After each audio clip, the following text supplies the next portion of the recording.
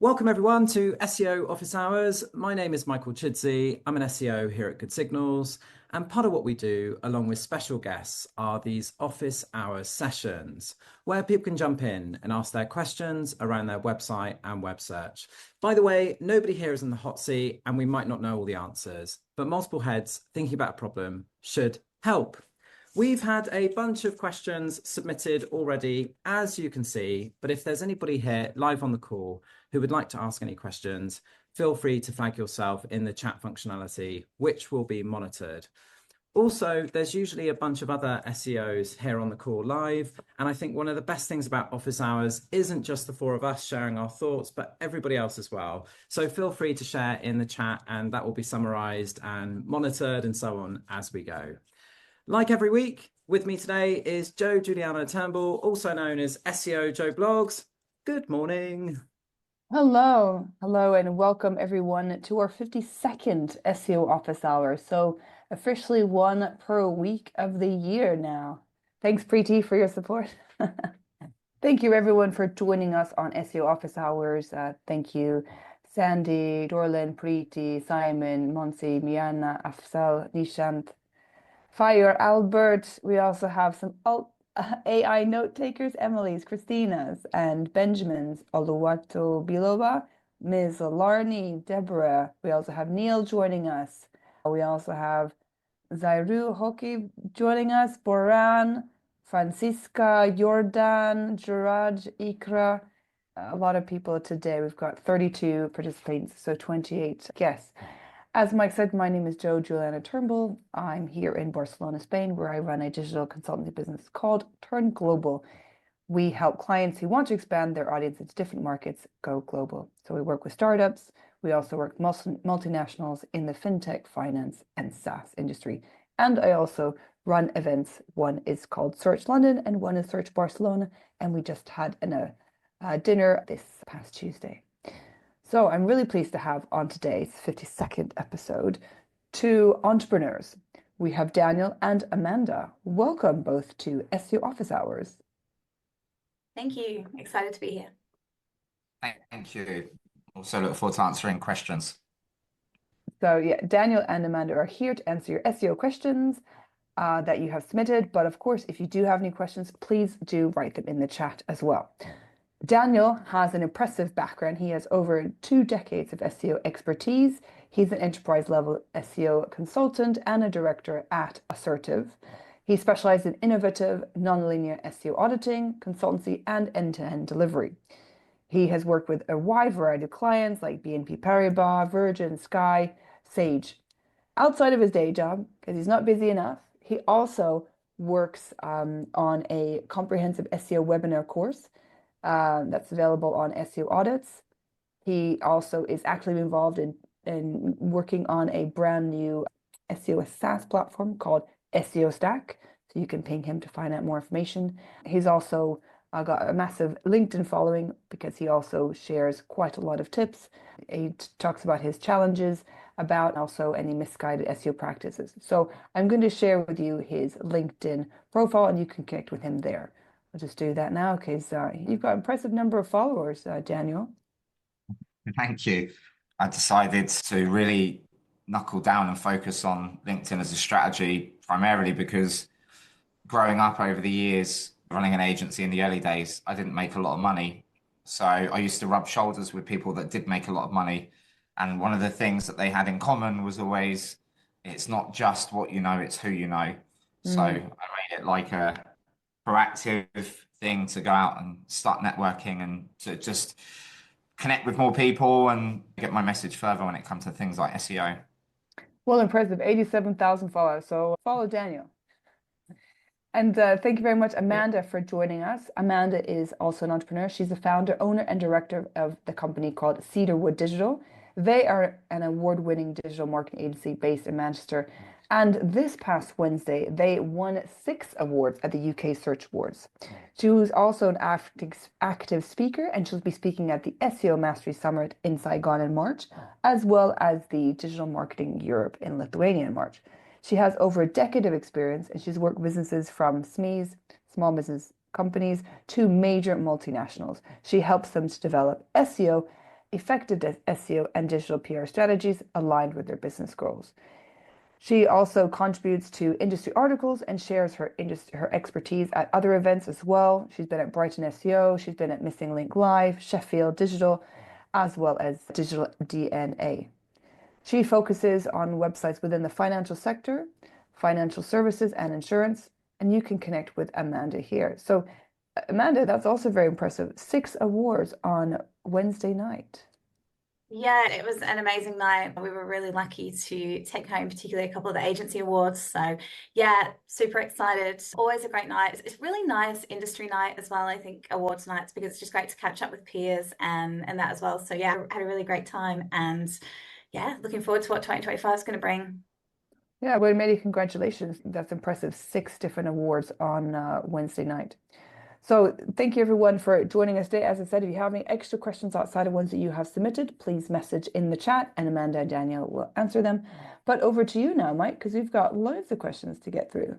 Super. So we've had a couple of questions just around the core update. And obviously it only finished yesterday. And the questions are all around kind of thoughts or any kind of updates or anything like that on the core update. And I was going to save this for next week, but I just sort of said to the guys, did anybody have anything to share? Does anybody have anything to share on the latest core update? It's very early. Yeah. Go for it, Daniel.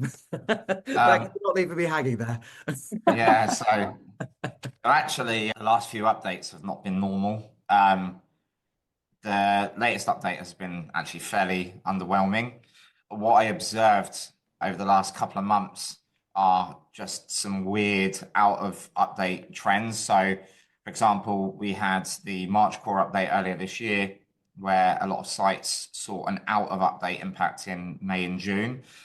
Significant shifts, and we saw the same again, same repeated pattern between August and November. So I spotted a load of sites with anomalies in data between the end of September and early October.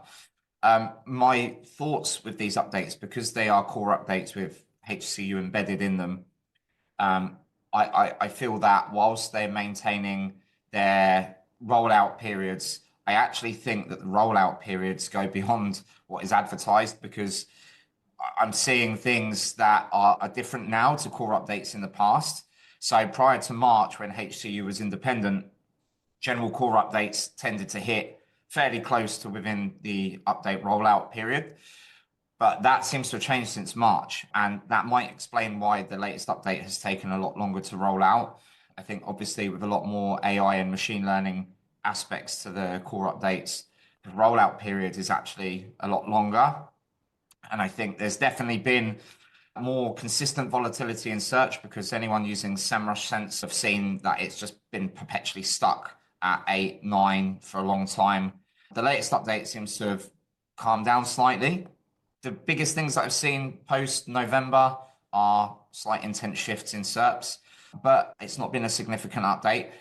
My thoughts really are that this is a partial undoing of September's HCU update last year. Some sites that were previously impacted by HCU seem to have started showing a little recovery between August and November's updates this year. So I think they're probably dialing things back slightly and trying to correct it. Other than that, couldn't see anything else. Amazing. Amanda, do you have anything to add? And I'm just going to add something else. We've had a couple of questions in the chat just around, if you have been affected by this update, what should you do? And we had another question just around, how can you accurately assess the impact of a core update on websites, on your website's performance? So feel free to tackle any of those if you like. Sure. Okay. Oh, sorry, Daniel. I was going to say, No, I spoke before. You go, Amanda. I'll go on. Just to add on to the point, actually, I think that Daniel made about user intent. So I think one of the biggest things that we've seen in all of the updates this year, but most specifically when we're doing a lot of year-on-year comparisons, is that there have been some pretty seismic shifts in user intent and intent matching for search results, particularly we do a lot of work in your money, your life sectors. So I mentioned sort of finance, healthcare, etc. before. And we're seeing kind of holistic changes to the search results. One example would be like on the payday loans SERP. If you were to compare it this time this year to last year, that you've got 10 completely different websites in there. So I think we're seeing very substantial changes to the way that Google is identifying which website it wants to return in those search results. The example of payday loans. So I think this time last year it was very much about looking for a comparison. So being able to compare different options. Whereas this time this year, it's about looking at more of a short-term loan option. And the websites that are ranking now are those that are targeting the short-term loan options, and the websites that are ranking a year ago were those that were targeting more of the maybe more of a comparison site. We've seen a lot of that. I think we saw more of that in the September update. So I think we saw a lot of that shift happening then. I think in November, we're seeing a bit of it again, maybe not to the same extent as to what we've seen it before. But I definitely think that the whole sort of user intent piece is something that Google's really dialing up in these algorithm updates, as opposed to in the past, perhaps it was more a bit link focused, or I think helpful content is so much part of the core kind of everyday algorithm now that we're probably not seeing as much of an impact off the back of that. To touch base on the kind of question about how do I recover, I would say the best way to, let's say, recover from an update is actually to prepare for it. And what I mean by that is, I know this sounds really straightforward, but just doing all of the right kind of things. So we know, for example, from a helpful content perspective, that Google wants EAT, it wants to see trust, it wants to see something that is quite unique and genuine. We've talked a lot recently about being able to feed Google with unique content, and a lot of the talks that I've been to recently have been very much focused on information gain. And that's something that I think, particularly with the large language models that Google adapts into a lot of its algorithm updates, that's something that has been quite important. So that is essentially providing Google with content that it's not seen before, that's fresh, that's new. It could be adding to existing content. It could be updating existing content. I think that is something that's playing, a big role at the minute. And when we talk about intent shift, it's being very aware of what those intents are. So you've got different intents from a user. You've got your kind of navigational intent, you've got your conversational intent, you've got your transactional intent. So really understanding why a user is coming to your website in the first place. Google as a search engine is there to provide a job. It's to answer a user's question. And I think fundamentally what the last couple of updates in particular have shown is that they're really trying to do that quite well by maybe even playing around a little bit with what those intents are to quite try and understand what the user is trying to get to, if that makes sense. Yes, That was amazing. Joe, do you have anything to add? No, I was going to say that was very thorough, both answers. Thank you, Amanda and Daniel. We have one from Neil. It may be directed to you, Amanda. Do you think that those changes are due to Google looking at the content, or is it actually users changing what they're looking for?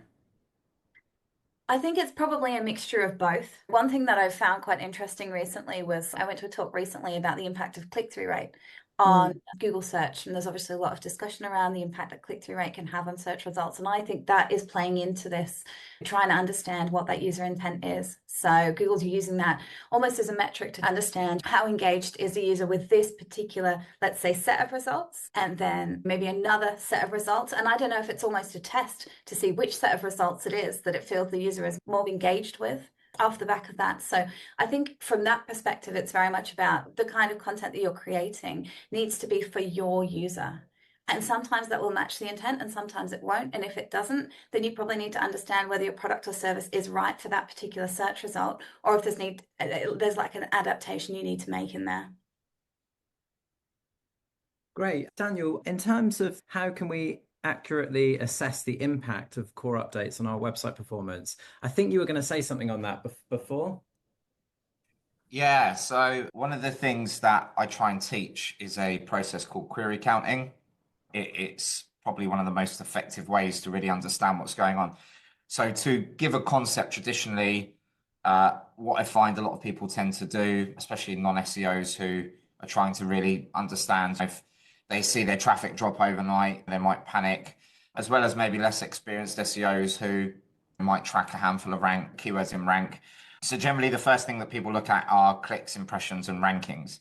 Obviously, that standard indicator of if you've been hit, obviously you're going to see impressions, clicks decline, or you might see clicks decline, impressions sustained. But one of the other ways of doing it is actually measuring how many queries Google is serving your content for. And you can do that at domain and URL level. And fundamentally, the two principles that I teach are devaluation and slippage. So to give you a little bit of context, you can have a website with loads of absolutely amazing content, really good UX, does really well, and overnight core update rolls out, and then within a couple of weeks that site sees dramatic loss of clicks. So naturally, one of the things that people tend to do if they see their traffic plummeting is they panic. And then it becomes a case of, we've done everything right, we've done good content, we followed the EAT, why are we suffering?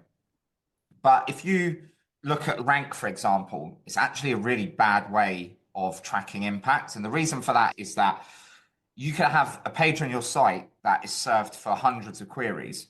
So if you're tracking 50 queries or 20 queries to see what their rank change is, you could be basing your decisions off of such a small set of data. So what typically I tend to recommend is the process of query counting is basically taking a URL from your site, putting it in Search Console, setting a period of time like a month, and then looking at how many queries that page was served for, and then do that for each month. Typically, if your content has been devalued, which is the worst one, the volume of queries will shrink fairly dramatically. So if Google all of a sudden decides this content isn't really what we want to serve, the volume of queries will shrink rapidly and you could see significant change. Whereas your content might have been still classed as excellent, but it might have just slipped globally for hundreds or thousands of queries, but a small average position slip. So that could cause your clicks to nosedive.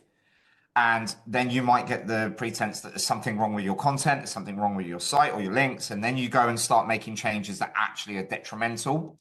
So query counting is undefiably the best way of being able to really measure impact from updates. And the other thing as well to take into consideration is that in today's SERPs, given how noisy they are, I've seen so many sites get hit, lose traffic, but realistically, all that happened was they just slipped a few 1, 2, 3 positions. But because the SERPs are so noisy with AIOs, people also asked shopping results, structured data snippets.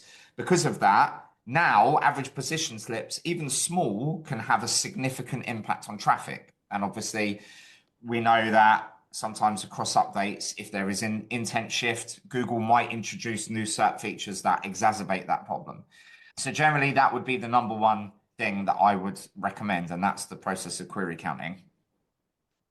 Great. And I'm going to give you a small plug here because you've obviously got SEO Stack, which also can do that, right?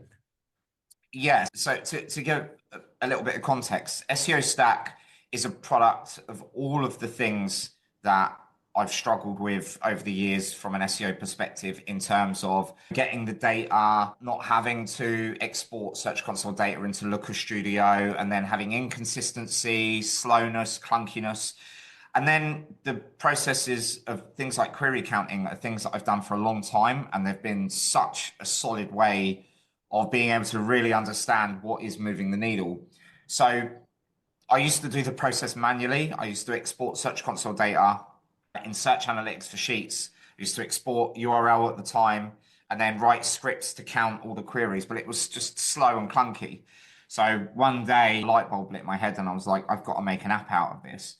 So for the last 4 years, we've been developing SEO Stack. So you can go into that, you can put your URL in the URL query count tool, and it will show you the true number of queries. So unlike third-party tools that might scrape your site to see how many times it appears in SERP, because we're counting the queries directly from Google, it's accurate. So it gives you a much better way of how Google is actually treating your site.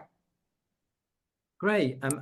Amazing. And one thing I was going to ask you both is, how do you keep up with what's happening from a core update perspective? Are there any, obviously you're looking yourself at the websites you run, but are there any particular, like I really like Systrix and seeing what Steve publishes around core updates and so on. Is there anything else like that you would suggest you would point people to keep them up to date? I mean, I know this probably sounds a bit strange, but I use Twitter mostly, or I think a lot of people are moving over to Blue Sky now as a different platform. But I mean, there is obviously a lot of great tools out there that kind of measure volatility, and I know Moz does it as well. They've got the weather a predictor. But really, to get everything and all that information together in one place, I just run a Twitter feed and I'll check hashtags for core update, algorithm update, and try and monitor it all. And it tends to give a better overall picture, in addition to obviously keeping an eye on our own websites. Great. Twitter's a great place, isn't it? And now Blue Sky Social is where there's currently a message in there about Blue Sky being better than Twitter. I don't think we should get into that debate. The new thing. So, do you have anything to add around core updates? I really like reading the newsletters. Obviously, they can help us with lots of different elements of SEO, what's happening in the industry. I really do like latest Elise's SEO FOMO. You've got over 30,000, 33,000 followers on that. It's great. It always goes into a lot of detail. I prefer looking at LinkedIn. There's loads of information there as well. What's happening. Follow the people that you want to follow. It can get overwhelming. And I just like to go to events as well. Obviously, we had on Crawl the We Love SEO event yesterday. They didn't particularly go into about the updates, but that was an online event free for anyone to take part in. And of course, SEO office hours. Say that because we like to discuss things that are taking place, any updates, and help to resolve any queries. Also, just to reach out to people that you're following and just discuss with them. That's always quite nice because I think with the updates, it's always a bit like you might be a bit panicky, especially if you're an agency and you've got someone that you're working with that doesn't know about updates. It's really important to try and have maybe a neutral party just to speak with. Yeah, so I would definitely keep up with those in newsletters and take part in online events and areas where you can do some discussions like here. So in terms of core update stuff, I guess I have a bit of an advantage in that because I run the audit business, I have access to so many sites. I have access to an insane amount of data. So I can draw strong conclusions from the data that I've got access to. But I do run quite a lot of sites. I keep them away from the general public because they're my test sites. It's a funny story.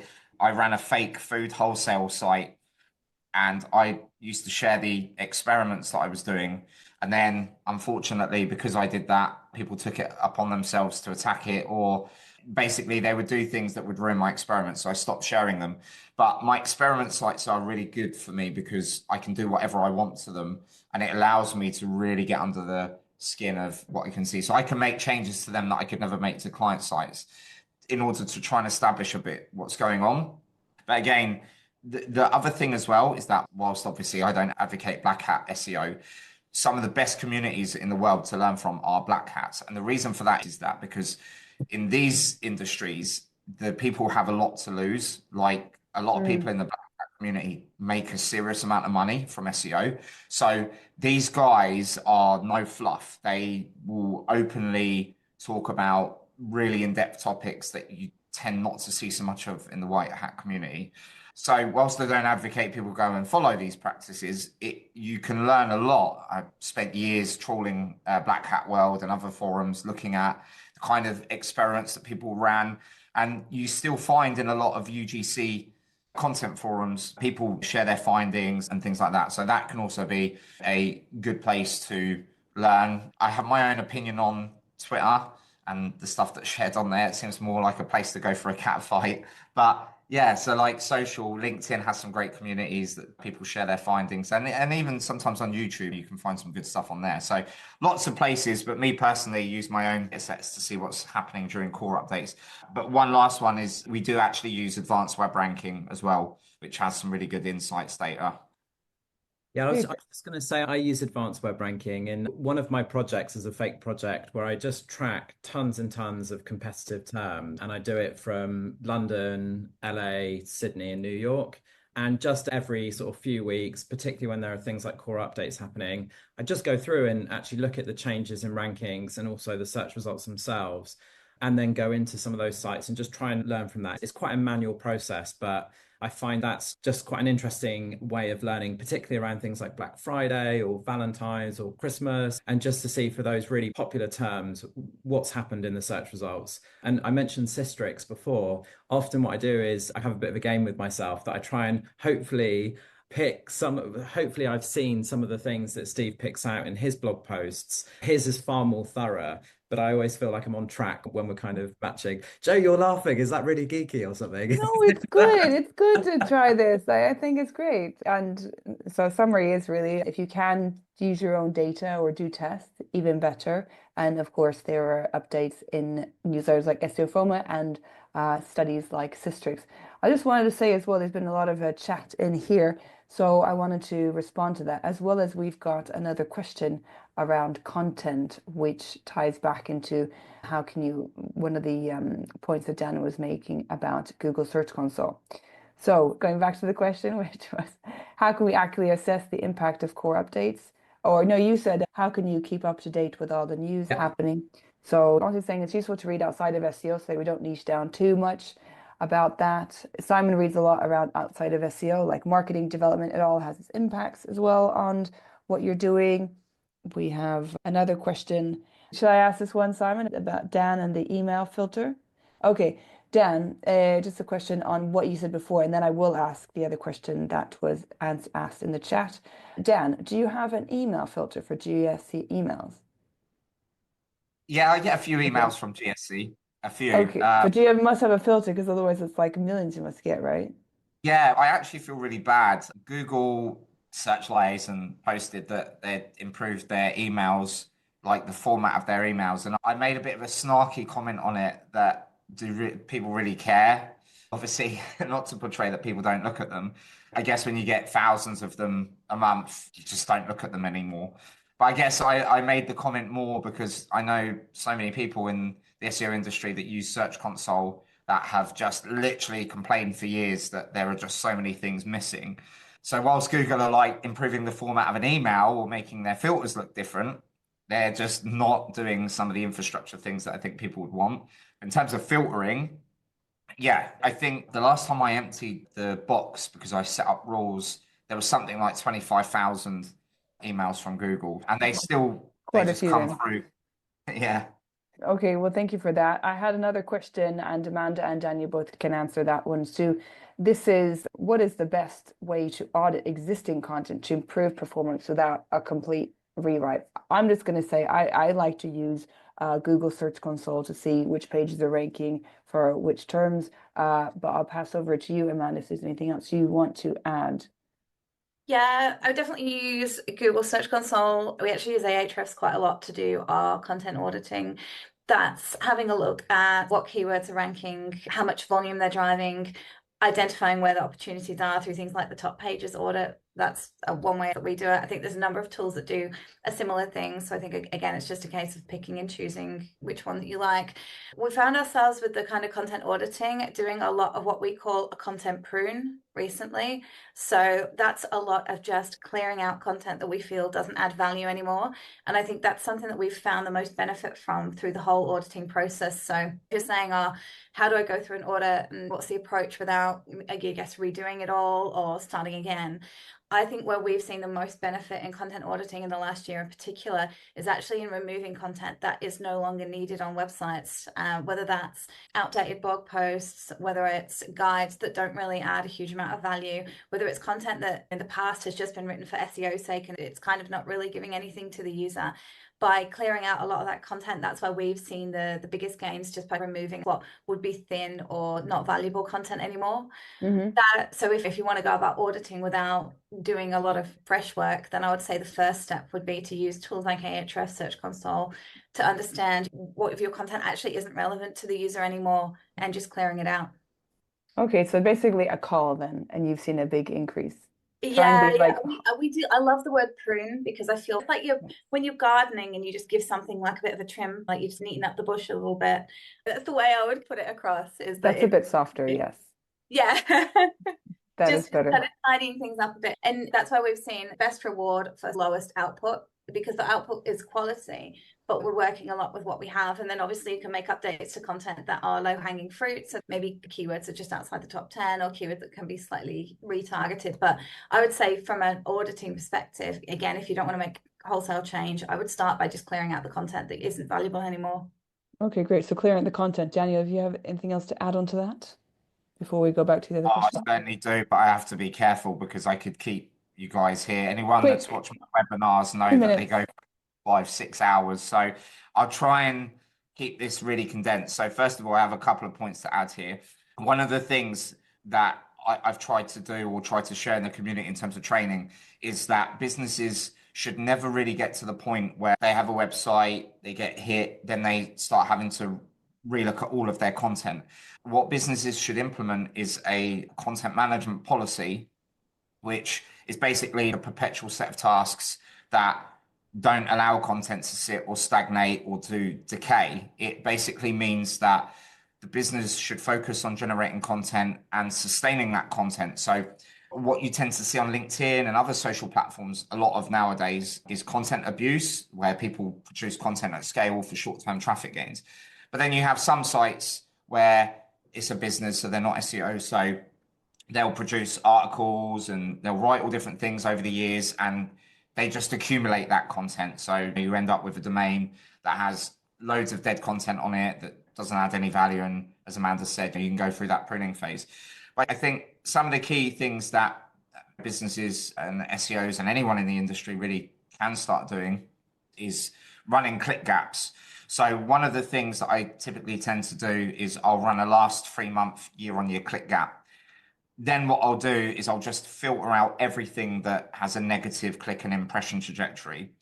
Then what I'll do is I will crawl the site, and then I'll use a VLOOKUP by taking the site crawl and the content and then looking at things like word counts, internal links, just to rule out anything that might be short form that's related to things that no longer are searched for. And then what I typically tend to do is group that content. So an easy win for a lot of businesses is getting rid of content where people just aren't searching for it. So if you have 0-click, low impression content, most of that, you just need to check if it's got any external links or traffic from other sources. If it has, you redirect it. If it hasn't, you bin it. Looking at content that where the demand still exists, if your content has decayed, how old is it? So another nifty thing that people can do is you can crawl a site, you can pull out all of the dates that articles published or written. You can do that with XPath or import XML, and you can find the dates that content was published. If something is 2, 3, 4 years old, but it's still searched for, the probability your content is still up to date is probably a lot lower. So that gives you an opportunity. And then also realizing that sometimes you might have good content that has just gone into decline, even though it's good. And one of the other things that I suggest people do, and this is something that I advocate strongly, is you take your content, you list all of your content with your word counts, and then you take your engagement time, your GA4 data, and what you're looking for is the relationship between how many words an article has and how much time people engage with it, and bounce and exit rates. And what you typically want to do is isolate any content there that if you have 1,000 words and people engaging with it for 20 seconds, then there's clearly something wrong. Maybe your content priorities are wrong, your UX is poor. These are the biggest things in terms of content. I don't think anyone would ever have to go through a process of rewriting all of their content, but maybe if they've seen a lot of content that's decayed, rather than worry about redoing everything, they should set a new strategy out month by month to start producing content, but also to go back and maintain pre-existing content. And that is one of the best ways of managing content, so you don't end up having to rewrite loads of it. Well, thank you both, Amanda and Daniel. That's a very comprehensive answer to the question asked in the chat. I also wanted to say, just while we have a little break here, just anyone that's watching from home, please click a like on the YouTube and the video and subscribe to our YouTube channel. And everyone watching from home, the recording, you can always join us live. We've got 2 more sessions left. And thank you everyone that is joining us live so far. Great. Okay, well, let's jump on to the next question, which is semi-related actually. When you make changes to sections or pages on your website, like adding expert advice or answering FAQs, and are waiting to see the impact, how long should you wait before knowing if it actually worked? What's the wait time before you can confidently say, yes, that change made a difference, or it's back to the drawing board? Who would like to kick off on this one? Amanda, go for it. I can see your... Oh, debating. So I always find it really difficult to answer questions around specific times A lot of the time when we're dealing with clients, they're saying, well, how long is it going to take me to see the impact of this? Or how long will this particular piece of work take? And I always say there's a lot of different factors that go into that to understand that. So if we're talking about things like expert advice, let's say, so one of the things that Google looks at when it's looking at kind of expertise on the website is it looks at information about the person that essentially has created the content, and then information about the reputation of the website as a whole. And what I would say is that adding an expert author profile to a piece of content is a great thing to do, but it's not necessarily going to have a massive impact in isolation. So when we're talking about the time it's going to take for particularly updates to EEAT, which a lot of the things that were mentioned in this question are, I think it's more a case of what are you doing across the website as a whole to see that impact? Because again, if you're just adding it to one or two pieces of content, then for sure, like information about the person who's written that content is definitely going to improve. But is Google still going to know enough about the reputation of the website as a whole to understand how it should position it in that search result? And if you are adding an expert to that content, then that would indicate to me that perhaps there's a reason for it. And maybe that's because you're in like a YMYL sector, or it's healthcare, or it's something where an expert comment is specifically required. And I think in those sectors, because they're held to slightly more stringent guidelines, the overall approach to that is more important. So to answer that question, I know that's not a great answer in terms of giving kind of a fixed time frame. It's probably a terrible answer, in fact. What I would say is that if you're looking to get an impact off doing that type of work, don't just focus on doing it for a specific article, maybe focus on doing it for a particular section of the website as a whole, and then also look at how that section of your website is seen externally from a reputational perspective. So does it also have the other things that are important to help that rank? Does it have good quality links coming into it? Does it have a good external reputation? I think all of those things are important, and then you will likely start to see an impact once all of that is done. It could also potentially take a kind of core algorithm update to see that if it is something related to helpful content or something along those lines. So sorry that I couldn't be more specific with that, but hopefully it's still a little bit helpful. Great. Daniel, to add? Yeah, there are more nuances to that now. Traditionally, in the older days of SEO, generally you would be able to correlate an improvement generally within a time frame after your content was recached. So just to lay it out, so Google obviously got rid of the ability to view the cache. They got rid of the cache altogether, and that's unfortunate because it used to give a snapshot of the last time that Google basically revisited that page. So the way obviously that things are moving now, as Google uses more and more machine learning and behavior aggregation, the problem is that it's now even more open-ended as to when you do something versus impact. So because helpful content update uses AI and machine learning to effectively shape search a lot more than traditional things, it's extremely difficult to correlate change, but there are ways of doing it. So I go back to the query count process. So one of the things is that what you need to do is you need to look at the query profile for that page. So what does your query count look like? Typically, if you add content, that gives Google more scope to serve your content for more queries. So one of the most telling indicators that you can use is, number one, if you've added an FAQ, what you can do is if you put site colon and then your URL into Google, and then you use something called the in-text operator. If you take a snippet of your FAQ content and you put it in the in-text operator and you do a search, if it appears and Google's highlighted it in the meta description in bold, then Google knows that content is there. That's one way of knowing whether or not Google has indexed that content. Once you can confirm that, then what you want to do is look at the volume of queries that a page is served for. Those are realistically the best ways of ascertaining. Now, as to whether or not it has a benefit in terms of rank, the general consensus now is that because behavior is such a weighted factor, really you need to allow enough time. I would typically say between 3 to 6 months for there to have been enough aggregate behavior data. One of the other things that I would do is I would set up Microsoft Clarity, and where you put your new FAQs in a page, you should set up your heat map and scroll map in Clarity, and then go and look and see how many people scroll down and interact with that piece of content.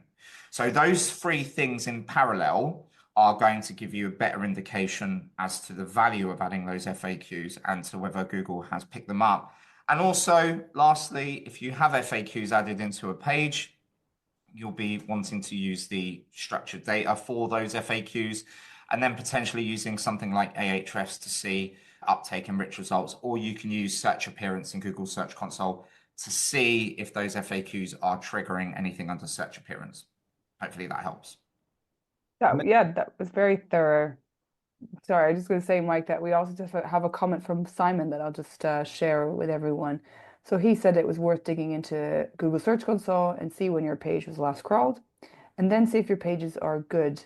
And then if your pages, the changes that you've made are good, you should see them quite quickly. But of course, it does also depend on the market. So if your competitors, maybe they're ranking higher than you, or maybe there's something that's changed in the market, it may impact obviously when you see those results. Yeah, also Jordan was talking about looking at it in incognito mode, so you can see the more accurate results as well. Albert mentioned about checking the text that was cached in Google. So going back into what Simon said about looking at Google Search Console to see when the page was last crawled, because I believe, Daniel, you mentioned about the caching is not, Google took that away. Naughty Google. Yeah. I'd say the reason that I didn't mention URL inspection primarily is because even if Google revisits a URL, it doesn't necessarily mean that something is recached, which is why with the cite and the in-text command, if Google shows it, then it has been picked up. So that's generally why I'd use that over the URL inspection. URL inspection is good for getting a feel for the last time something was crawled, but as to what Google has picked up from that crawl, you can use the cite in-text command for that. Amazing. By the way, usually you can't shut me up, but this has been so fascinating. I'm just trying to give you guys as much time as possible because it's so good. The only thing I would add is don't necessarily add more for the sake of it as well. If you're not ranking for a particular, just because SEOs or whatever have suggested adding expert comments or FAQs or anything like that, don't just do it for the sake of it and just add a load of rubbish. That's the only thing I would add to that question. Joe, have we got anything in the chat, or should we jump on to the next question? I think we should jump to the next one because we've only got 11 minutes left. I know. Okay, Time's flying. How can I make use of AI as an SEO writer and still maintain the unique human tone without compromising on the quality of content? Who would like to kick off on this one? I can. Oh, Daniel, go for it. So I have a fairly strong stance on AI and content, primarily because so much of it has been programmatic spam. To give a little bit of context very quickly, once you have the context, it makes everything make more sense. So number one, I use this analogy. If you go to Google and you type in lemon cheesecake recipe, okay, why would Google need to serve 10 million lemon cheesecake recipes? Like a lemon cheesecake recipe or a chocolate cake recipe, you might have some variants, granted, but why would Google need to serve millions of results? It doesn't need to. So we get to the principle where the index for Google gets so big, it then realizes we're never going to serve half 98% of what we've got indexed around lemon cheesecake recipes, because how different are they? So this is the problem with AI content. So when people are using AI to create content, AI LLM models are trained off of pre-existing content. Now, you might have heard in the SEO world about adding new value. Okay. If you have a SERP with all of the same stuff, there is no benefit. So Google is looking for new value, and obviously that's in text and behavior. Okay. So when you're using AI to create content, you're not creating something new because AI is trained off of pre-existing content. So what you can do is you can use AI from a productivity, a framework creation. So you could, as a writer using AI, you could use it to create an article framework. You could also use AI to look for things that you've written that might not be factually correct, bolstering EAT and YMYL if it's in finance, for example. You can use AI to identify opportunities for structured data. So you can use AI for a lot of things in terms of looking for opportunities. You can even use it to create micro snippets of content, as long as you, the writer, are producing the content. Where AI is not such a good use for writers is creating articles in full off of a brief. Keyword research, I keep seeing this, AI is just not ideal for keyword research. And yeah, just straight out content creation is not something. So the best use cases are generally things like article frameworks and prioritization. So one of the things I also have spent time with writers is you can use a tool like Also Asked. You can get all of the FAQs, the questions that people are asking around a topic. You can export them, feed them to AI, and ask it to create a content priority framework based around what people care about. And you can use that to create an article that keeps in mind what people care about. So those are some of the ways that you could use AI in content. Amazing. Amanda, do you have anything to add? I think just to add to what Daniel said about when people are considering using AI to write content, Daniel very well made the point that AI only has the information that it's been given. So it's not necessarily generating anything new or innovative. And when we're talking about information gain in SEO and the value of that, using AI to create content isn't going to give you information gain. It's not going to give you anything new. You're not going to bring anything new to the conversation. And I think over time, that's going to be very detrimental to the content that's being created. We do use AI. We don't use it to create content. We'll use it to do things like, we use it a lot for research. So we'll use it to pull together ideas, to pull together research. If, let's say, we're summarizing things that have been happening in the news or something that's topical, we'll use it to pull all of that together. We'll use it to go through data. So if we're pulling together, let's say, an article and we need to chomp through some data that we've got on a spreadsheet, we'll use it to do that and help us to pull out key themes and do some analysis, because I think it does that very effectively. It works very effectively with information that it has to understand and analyze that. But what it doesn't do is it doesn't bring something new to the conversation. And I think that's quite dangerous from a content perspective when we've spoken a lot today about not creating content for content's sake, not creating, content for SEO if we don't need to, and the value of auditing and pruning content and making sure that the content that we have on the website is actually adding value to the user. And therefore, I think if people were to use AI to do it, and I understand that people do, and fair play, again, it's kind of down to individual opinion, but we almost then fall into the bucket of creating content for content's sake, where we're churning out these articles that I don't know whether it's top 10 places to go for summer, or these articles that we feel like we need to have on the website, but actually they're not adding any value. But there is a lot that AI can do. And I think a lot of companies are embracing it. And when it works well, it drives a lot of efficiency through content creation, because it does allow us to analyze and ideate and research very quickly. It's definitely better than me spending an hour trolling through the web trying to find that information if I can just get it all in one place. But that's very much where I think it has to stop, and then the human element has to take over. I just wanted to add one quick thing as well. Because of the way that Google has been going for quite some time with behavioral weighting, the general problem with AI content is also tone of voice. Generally, AI content tends to have a lack of scope, or it doesn't necessarily produce something that's in tune with the end user. So what can happen is that AI content can be used and can produce short-term gains, but what we often see in a lot of cases is that it's very quickly corrected and wiped out. And typically, the way that writers really need to think about this is that the future of search is far more based on personalization, based on user behavior. So when you're creating content, the actual visual components, the media components, the formatting, these things also are crucial. So it's not just a case of using AI to curate and to create, but it's also really thinking about the scope of content. I've seen AI output articles that were well written, but the content didn't have a proper scope because it didn't look at all of the aspects of what people cared about. It wasn't orientated by priority. And these things can undo a lot of positive progress that a company can make. If they've produced good content for years and then they switch it up to AI because it saves them money, that behavioral component is critical moving forward. So people using AI content should also know that they really have to think about, are people going to read it and enjoy it? Amazing. Loads of Go.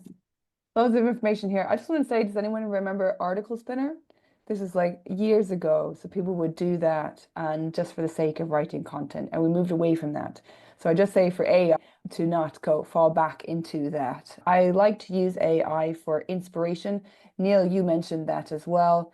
It's good as a way to collect information as well easily so that you're not trawling it through. We had a couple of messages.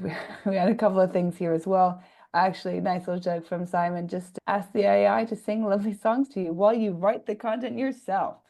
Very important.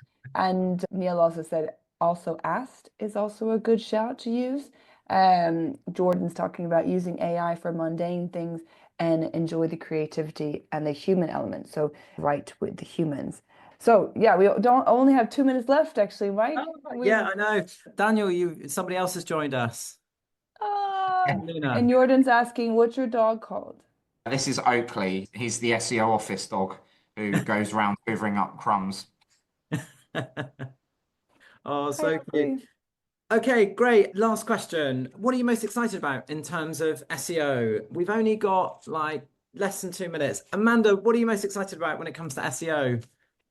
Sure. So I think this move towards information gain and user intent by Google just means we're going to get, fingers crossed, better search results, better websites, better user experience. And I think it's really going to push people to create better content, think about what they're doing for the user, and hopefully mean that we're all going to have a better experience online. Fingers crossed. Amazing. Daniel, what are you most excited about in terms of SEO? Bing. No, I didn't say that. Yeah, I guess seeing Google undo some of their mistakes, that would be quite exciting for 2025. Maybe, I don't know, tone down shoving ads down our throats to, no, I'm only joking. No, I think improved personalization would be one of the key things. I think search will continue to evolve. I think there'll be more aspects of things like Gemini involved in it. And I think search diversity is quite exciting.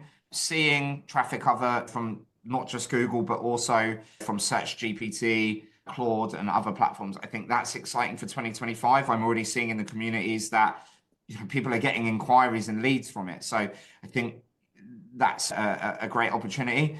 So yeah, so I think the fact that SEO has finally, thanks to AI and machine learning, actually become about experience. You could almost say instead of search engine optimization, it's now search experience optimization, because fundamentally, when you make content for people and you measure people's behavior as rather than an algo trying to interpret whether content is good or not, is definitely a step forward in the right direction. Amazing. I think we're out of time. So much, everybody, for watching live. Thank you, those watching afterwards on YouTube. Thank you to Amanda and Daniel. You're amazing. Joe, thank you for co-hosting. And thank you to those that submitted questions. We'll be back next week. Thank you so much. My sister Ruth, my twin sister Ruth, will be co-hosting, as I will not be able to make it. So she'll be dialing in from Australia. So I hope you can all make her feel welcome. And thank you, Amanda and Daniel, and everyone for joining us today. Amazing. Thank you so much. Have a lovely weekend. Bye. Thank you. Take care, Bye. everyone. Bye. Bye.